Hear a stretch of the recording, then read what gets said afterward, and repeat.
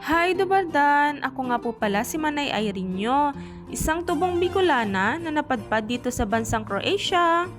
Well, magbebenta lang naman ako ng mga bote na napulot ko sa daan araw-araw tuwing papauwi nga ako galing trabaho. Akalain mo nakatatlong plastic din pala ako. Machine lang pala ang gamit dito sa pagbebenta ng bote. Subali ilalagay mo lang pala ang bote isa-isa sa loob ng machine at bahala na yung magbibilang. I-make sure mo lang talaga na yung bawat bote na napupulot mo ay may ganitong barcode. Para nga hindi nasasayang yung pagpupulot mo ng mga bote. Bawat isang bote nga ay kapalit 10 cents. So kung makasampung piraso ka nga ay makaka 1 euro ka na agad. O diba? San ka pa? Pera na.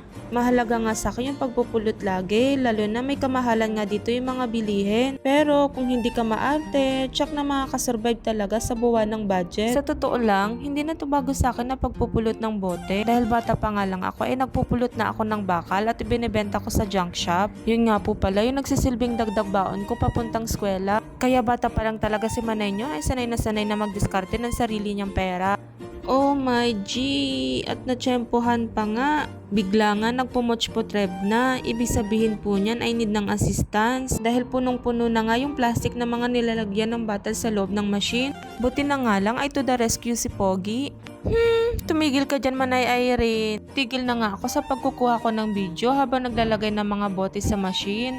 Dahil nga napansin ko marami na ring nakapila para magbenta. Charan! San ka pa? Pera na! O diba? Grabe, almost 16 euro din pala. Kung sa Philippine money nga ay umaabot ng 1,134 pesos. Kaya nga naniniwala na talaga ako ngayon sa kasabihan na nasa basura ang pera. Okay lang po na madumihan ang kamay kung yun ang kapalit ng magandang buhay.